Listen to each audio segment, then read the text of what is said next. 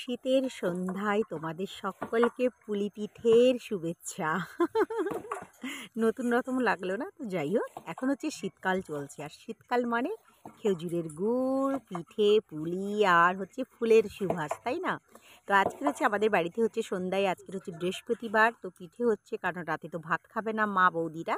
তো সেই জন্য মারা ভাবলো যে চলো সবাই মিলে তাহলে পিঠে বানানো যাক, পিঠে খাওয়া হবে। তো এই পিঠেটাকে আমাদের এখানে হচ্ছে পুর পিঠে বলে, যেটাকে তোমরা হচ্ছে পুলি পিঠে বলো। তো এইটা হচ্ছে আমাদের গ্রাম বাংলায় হচ্ছে পুর পিঠে বলে। তো পুর পিঠে করার জন্য হচ্ছে মা হচ্ছে সকালে বাজার থেকে হচ্ছে গুড় নিয়ে এসেছিলো, খেজুরের গুড়। আগে আগে আমাদের বাড়ির আশেপাশে হচ্ছে খেজুরের রস হচ্ছে মেরে গুড় তৈরি করা হতো, কিন্তু এখন আর ওই দৃশ্য গ্রামেও দেখা যায় না।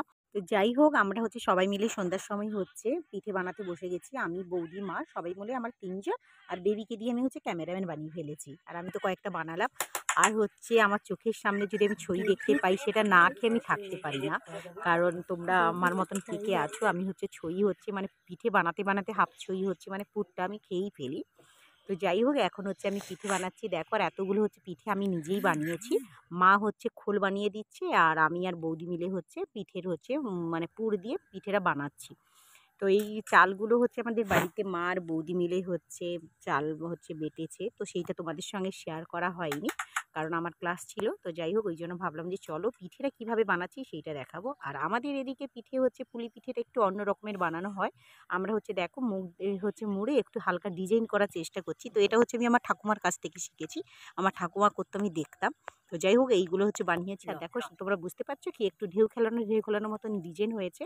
তো তারপরে হচ্ছে দেখো না, এতগুলো হচ্ছে বানানো হয়ে গেছে। তো একটা থালার মধ্যে দিয়ে, একটু গভীর থালার মধ্যে দিয়ে সুতির হচ্ছে কাপড়, সুতির হচ্ছে পরিষ্কার কাপড় হচ্ছে মুখের উপরে বেঁধে, আর উনুনে হচ্ছে জল আগে থেকে বসানো ছিল। তো সেই ফুটন্ত জলের ওপরে হচ্ছে উপুর করে হচ্ছে থালাটা বসিয়ে দেবে, আর ওপর দিক থেকে হচ্ছে কাপড়টাকে ভালো করে হচ্ছে বেঁধে দেবে।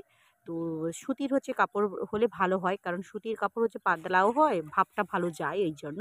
আর উনুনে হচ্ছে আমাদের কাঠের উনুনে যা মানে হয়, আর এইটাকে হচ্ছে মদন চুলি বলে। দুটো উনুন আছে পাশাপাশি, ওই জন্য। আর এখানে দেখো আমি আর বৌদি বানাচ্ছি। তো বেবিকে বলছি তোর মাকেও দেখা, আমাকেও দেখা। সে তার মাকে দেখাবে না, শুধু আমার দিকেই হচ্ছে ভিডিও ক্যামেরা করে রাখবে। তো ওই জন্য আমি আর বৌদি আর বেবি একটু কথাও বললাম। তো বানাচ্ছি। তো বৌদি একটু বেশি তাড়াতাড়ি বানাতে পারে, আর মা হচ্ছে খোলটা তাড়াতাড়ি বানাতে পারে। আমরা খোল বানাতে পারি না। বানাতে পারি, বাট মার মতন এত পাতলা হয় না, মোটা হয়ে যায়। আর মোটা হলে পিঠেটা হচ্ছে ফেটে যায়। ফেটে গেলে দেখতে ভালো লাগে না। সব হচ্ছে পুরে রস বেরিয়ে যায়, তখন পিঠেগুলো আর সাদা থাকে না, কালারিং হয়ে যায়।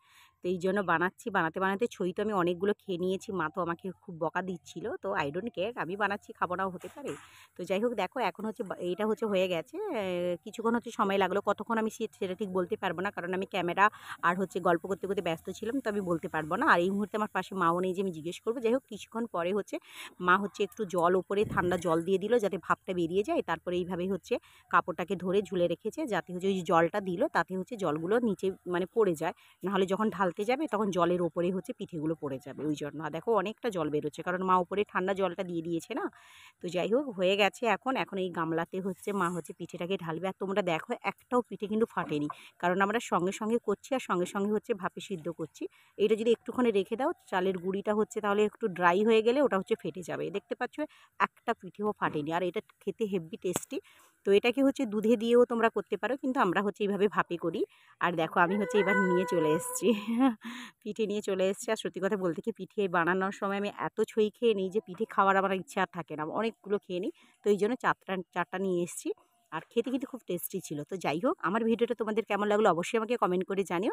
আর আমার ভিডিও যদি তোমাদের ভালো লেগে থাকে তো অবশ্যই সাবস্ক্রাইব করে দিও, এবং পাশে থেকে বেল আইকনকে প্রেস করে দিও। তাহলে আমি যত নতুন নতুন ভিডিও আপলোড করবো সবার প্রথম তোমরা দেখতে পাবে। তো চলো, আমি হচ্ছে পুলি পিঠে হচ্ছে খেতে থাকি, আর তোমরা হচ্ছে ভিডিওটা দেখে লাইক আর কমেন্ট করতে থাকো। তো চলো, টাটা, bye bye, love you all, and টাটা। কেমন লাগলো ভিডিওটা অবশ্যই কমেন্ট করে জানাবে।